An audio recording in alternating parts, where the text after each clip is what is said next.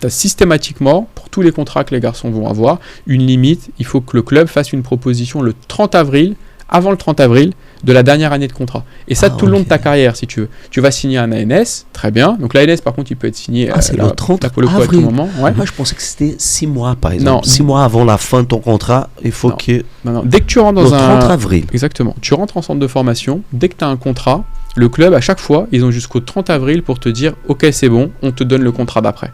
Okay. Ce qui du coup rend aussi le truc un peu compliqué pour les jeunes joueurs pour s'organiser pour la suite. Complètement.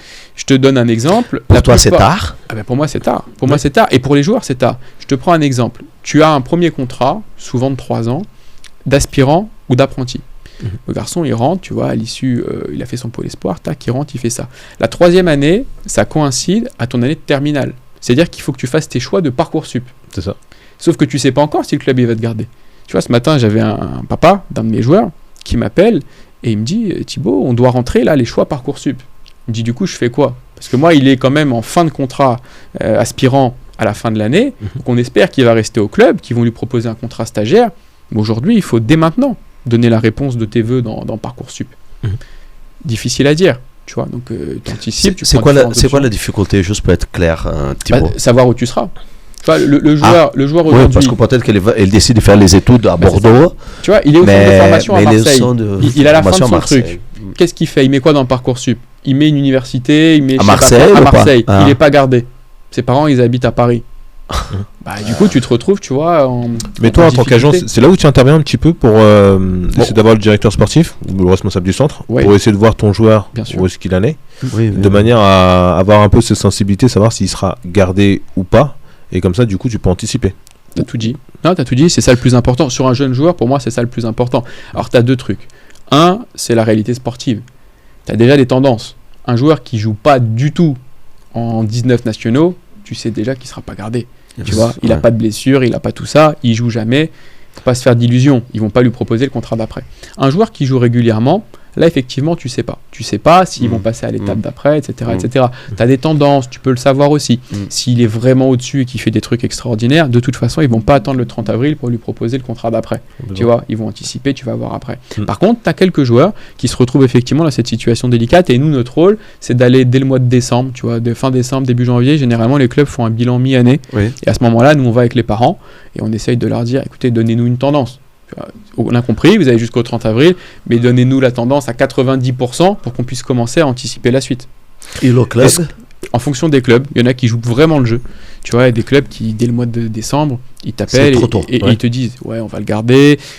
Commencer à chercher autre chose parce qu'on n'est pas sûr, il y a des choses qui vont pas. J'avais jamais pensé à ça. Par contre, il y en a côté rien à cirer. Et comment ça se passe cette relation-là? Donc ça veut dire que les parents, franchement, tu signes sous contrat avec le gamin, ok, tu fais un mandat avec lui. Donc ça veut dire que toute la délégation, tu l'as. Donc ça veut dire que en fait, tu es en relation directe avec le club ou les parents sont toujours là, étant donné que il est mineur. Comment ça se passe? Alors, il y a toujours les parents. Alors déjà, quand tu signes le mandat avec un joueur mineur, tu signes avec le joueur mineur et avec ses représentants légaux. Okay. C'est sûr, tu vois, ils n'ont pas le droit de s'engager tout seul. Le petit, il signe, les parents signent aussi. Et après, dans la relation, tu construis le projet avec la famille aussi au cœur de tout ça. Nous, on implique la famille, on est là pour les aider, mais c'est pas nous qui gérons le truc tout seul dans notre coin avec le club. Là, tu vois, je te prends l'exemple du garçon où le papa m'a appelé ce matin pour discuter de la suite. J'ai échangé avec lui, j'ai eu le papa le matin, le fils l'après-midi, voilà, on a échangé tout ça ensemble. Là, la ligne, elle est pour nous, elle est claire. Au mois de janvier, on va aller tous ensemble à l'entretien.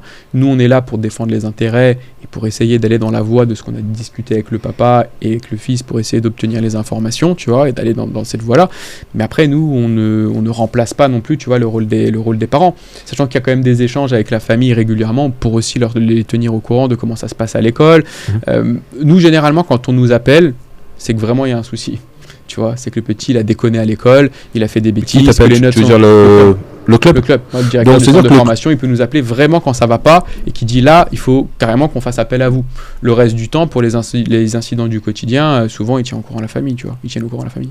Donc, ça veut dire que les clubs, quelque part, ils ont le nom de l'agent qui gère l'enfant, entre guillemets, quoi.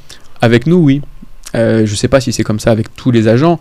Pour nous, c'est primordial. Dès lors qu'on représente de toute façon un joueur, tu vois, même si on commence à signer alors qu'il est déjà au club, on prend attache avec le club pour leur dire voilà, aujourd'hui on le représente. C'est de votre intérêt d'aller à toucher la porte et dire c'est moi. Hein. Exactement. Donc nous aujourd'hui, de toute façon, la plupart des clubs, parce que sur les jeunes joueurs, on est uniquement sur la France, on connaît tous les clubs. On s'est déplacé dans tous les clubs.